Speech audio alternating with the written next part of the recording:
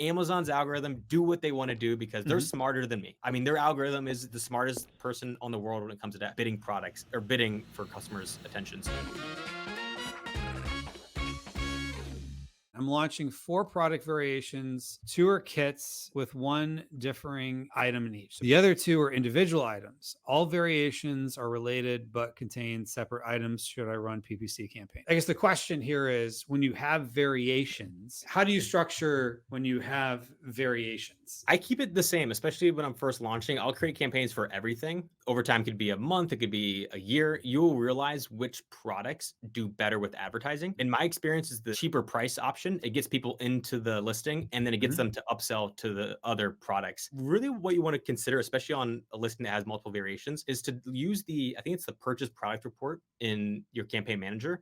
Okay. That report will tell you what products people are actually buying once they click on any ad. I found this with one of my latest products is that I have a product that was the cheapest product. It was like a $20 product where my other listings were or variations were 40 and like $80. Oh, That wow. cheaper product did really good at getting people to click into the listing, but I wasn't getting that many sales on that product. And I was like, should I discontinue it? But I realized they were actually Ah. clicking and buying another product from that ad. So because it was a cheaper price, people wanted to click on it. And so I would really look at that report as you're dialing in your ad campaigns. As a whole, I would still launch normally each ASIN in its own campaign with separate campaigns. Like you would normally launch one product, even though they're grouped together as a Yeah. variation family. Each one is its own unique standalone product. And then over time, you might start turning off some of those campaigns. I hate turning off campaigns, but obviously, if it's just a horrible way cost over time, that's what you Mhm. have to do. But one thing to consider too is if you have different variations, this used to not be the case, but I'm seeing it more and more now. You can show up multiple times on the search results page, even on the same listing. That used to be something that they said you just can't do. So you should launch different ASINs rather than variations. So you can actually show up on the same search results page in some categories. And then you can also target your own ASIN, even within the same variation family. So that's something I'm seeing more and more of launching branded campaigns targeting your own ASIN. So when people scroll down, they see your other variations. But it's not like you're getting charged the impression. You're only getting charged if they click it. So it only helps you by having almost like a branded campaign that only targets your own ASIN. So you could do that to have more defense on your listing. Do you use the same keywords as in the title or do you differentiate? What are your priorities when it comes to back end search terms? Yeah, definitely differentiate. I wouldn't repeat any keywords that I already have in the listing. What I would do is just take different words, so similar words, Mhm. and then add it to the back end. Or what else can you tell Amazon Mm. that what types of people buy your products? What events do they use it for? And what other words might a small minority use to look for your product? And so sometimes if you're selling a product that people use for parties, you could put in Christmas, birthday, Easter, whatever events are out there, and then it will Mhm. help Amazon understand that your product is for a certain event or seasonal time period. Do not put your competitors' Yes. brand name. That will get you slapped pretty hard. You can advertise for your competitor's brand name. They'll take your money all day long for that, but they don't want you to try to trick the algorithm Yeah. to think that, yours is a certain brand name. I wouldn't even put Apple in the back if you're like selling iPhone cases. I Yeah. wouldn't do anything. I'd be very careful about what you put in the back. If I'm running a keyword in exact phrase and broad, but I see that the phrase match campaign converts better at a lower cost per click, how would this get affected if I turn off the other 2 campaigns? All 3 were doing well, but the phrase match was a clear winner in terms of conversion and cost per click. If something is doing better, you should scale it. Mhm. And one of the ways of scaling that would be to dial back something else that's limiting it from scaling. However, I think it's impossible to tell Amazon what to do. They're going to do it anyway. So, like, if you Yeah. were to even increase your bids on that phrase, I think it was, yeah, phrase of the winner, and Mhm. decrease your bids on the other one, they're still going to try to win you bids at a lower cost per click on the other campaigns. You're just going to be spending more on phrase. So, I actually don't even negate any good keywords from an automatic campaign for this reason. Good answer. I let Amazon's algorithm do what they want to do because they're Mhm. smarter than me. I mean, their algorithm is the smartest person on the world when it comes to that bidding products or bidding for customers' attention. So I wouldn't try to control Amazon.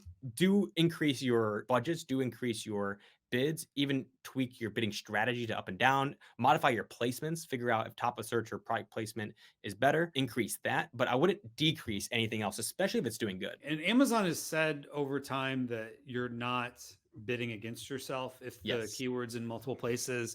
I know people sometimes get very elaborate with like deduplicating and things like that, but at the end of the day, if you're making sales and you're doing it profitably, just do it. Like, because you're No. probably showing up in different places than broad. The broad might show up in the same places that phrase does, but not necessarily vice versa.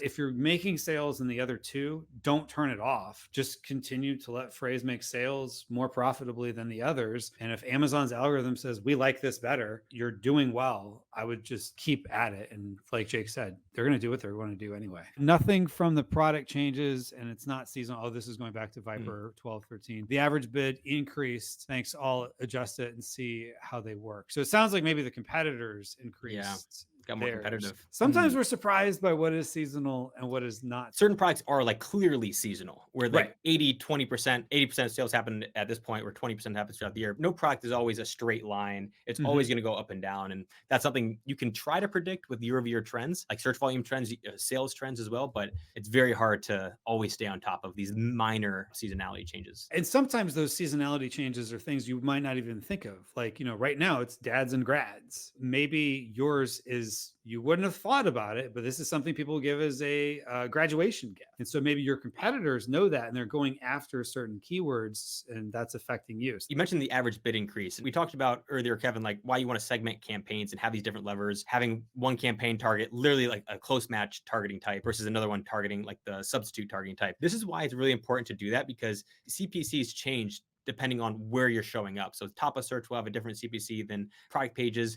Loose match will have different CPCs and close match. So if you are able to segment your campaigns and be really, really granular, you can see exactly where that CPC bid increased rather than just looking at it on the keyword level, bidding on different placements. So it could just be a placement thing as well. When we use two different main images for PPC campaigns, can it help increasing sales? Maybe A/B testing, is that? Yeah, maybe A/B testing. So you could use PickFu to run a test, or you could be running Amazon experiments, but with sponsored products. Unfortunately, it's just showing whatever the main image is. So you don't really have creative control over what goes in the, you do in some cases with some types of sponsor brands, you can put certain images to go along with the ad, as well as some sponsored display, or if you're doing DSP. But the main image itself is the main image. So if you change it, it changes it everywhere. And if you change it, generally speaking, if you change it in the US and you sell that product in Japan, it's probably going to change it over there too. So it usually follows the ASIN everywhere. Stop Googling